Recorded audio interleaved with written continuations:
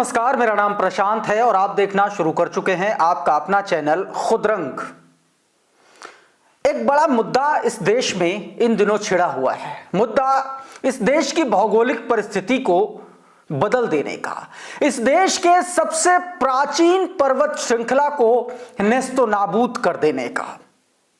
हर जगह विरोध, हर जगह प्रदर्शन हो रहे हैं। लगातार सोशल मीडिया से लेकर के सड़क तक इसको लेकर के आवाज बुलंद की जा रही है।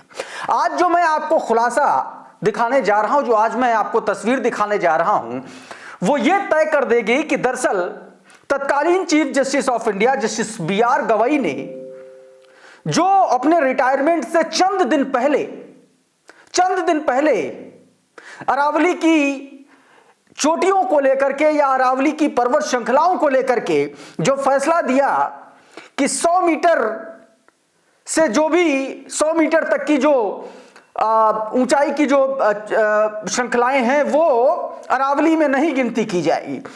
अब यह समझ में आया है कि दरअसल यहां पर अदालत की एक बहुत महत्वपूर्ण कमेटी की रिकमेंडेशन को जो है बाईपास कर दिया गया।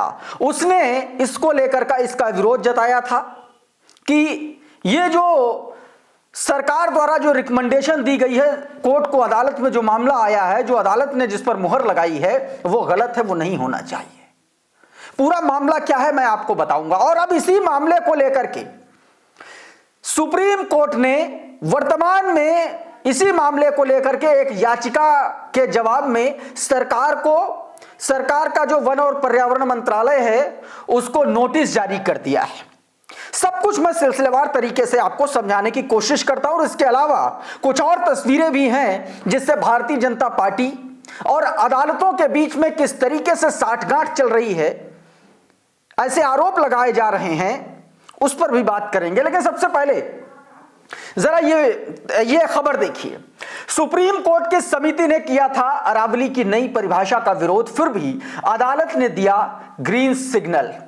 सुप्रीम कोर्ट की समिति ने, सीईसी ने, सुप्रीम कोर्ट की एक विशेष समिति होती है, उसने जो नई परिभाषा सरकार ने गढ़ी थी उसका विरोध किया था। बावजूद इसके चीफ जस्टिस बी.आर. गवई, उस वक्त के तत्कालीन चीफ जस्टिस बी.आर. गवई ने यह फैसला दिया था और उनका यह फैसला अब विवादों में है, विवादों के घेरे में है।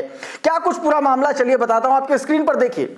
अरावली की पहाड़ियों के संबंध में 13 अक्टूबर को पर्यावरण, वन और जलवायु परिवर्तन मंत्रालय ने पर्वतमाला के लिए 100 मीटर की नई परिभाषा तय की थी और इसकी सिफारिश सुप्रीम कोर्ट के पास भेजी थी। कोर्ट ने सरकार के इस प्रस्ताव को जल्दी ही स्वीकार भी कर लिया था, मैंने आपको बताया।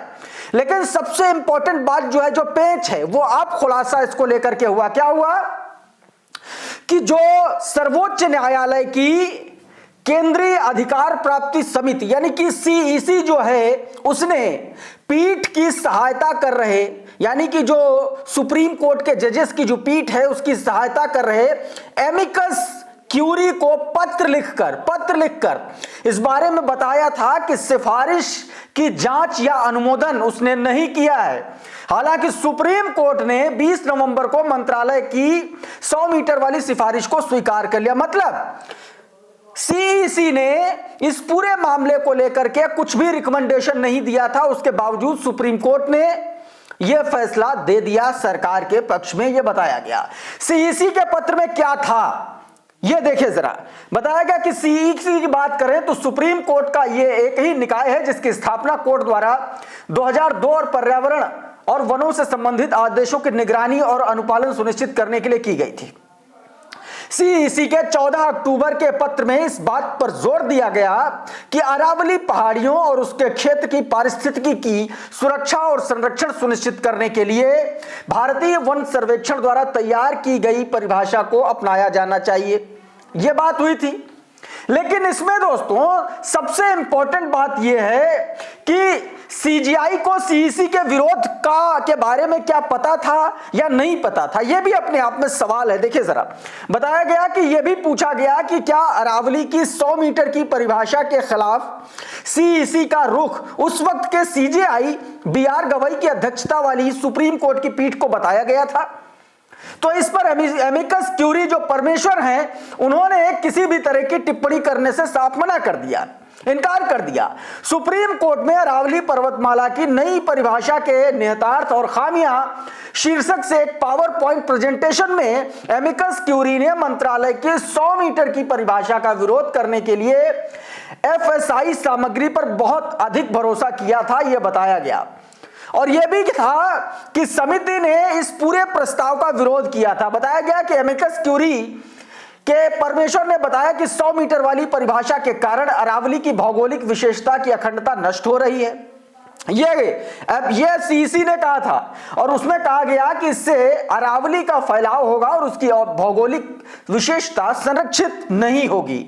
और इसी के चलते यह निष्कर्ष निकाला गया कि MOEF और सीसी द्वारा सुझाया गया दृष्टिकोण अस्पष्ट है और इसे स्वीकार नहीं किया जा सकता। यानी कि साफ साफ सुप्रीम कोर्ट में उस वक्त जो पीठ थी जिसकी अध्यक्षता खुद तत्कालीन chief justice of India BR Gavai कर रहे थे, उसमें जो सीईसी की रिकमेंडेशन थी, जो ये नहीं मान रही थी कि 100 मीटर से अधिक की जो पहाड़ियां हैं उनको अरावली में नहीं गिना जाए, माफ कीजिएगा, कम वाली जो है उनको नहीं गिना जाएगा, इस पर सीधे तौर पर मना कर दिया गया था। बावजूद इसके ये फैसला सरकार के पक्ष में दिया गया। अब सबसे बड़ा सवाल यह है कि क्या यह बात एमिकस क्यूरी ने कोर्ट को बताई या नहीं बताई, और इस पर एमिकस क्यूरी की तरफ से चुप्पी साध ली गई और कुछ भी नहीं बोला गया है। अब आप ये समझ लीजिए कि इस पूरे मामले में कितना बड़ा खेल हुआ है। ऐसी बातें लगातार सामने निकल के आ रही। इस बीच दोस्तों, सुप्रीम कोर्ट में इसी मामले को लेकर के एक बार फिर से याचिका पड़ गई है। जरा ये खबर देखिए। अरावली मामला फिर पहुंचा सुप्रीम कोर्ट, केंद्र और राज्यों को नोटिस जारी। क्या बताया गया इसमें?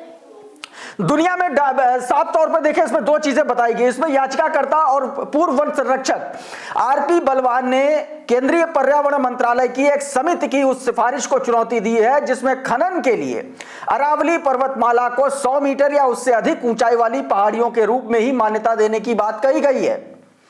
बलवान ने यह अर्जी सुप्रीम कोर्ट में लंबे समय से चल रहे गोदावर्मन मामले में दाखिल की है। बलवान की अर्जी पर अदालत ने शीतकालीन अवकाश के बाद सुनवाई करने की बात कही है और इस पर दोस्तों, इस पर अदालत ने सरकार को बाकायदा अब नोटिस जारी कर दिया। यानी कि यह बहुत संभव है कि सुप्रीम कोर्ट का पूर्व chief justice of India justice BR Gavai का वो फैसला, बहुत संभव है कि यह फैसला एक बार फिर से पलटने वाली स्थिति में आ जाए, क्योंकि एक तो CEC की रिकमेंडेशन नहीं थी, उसके बावजूद यह फैसला दिया गया।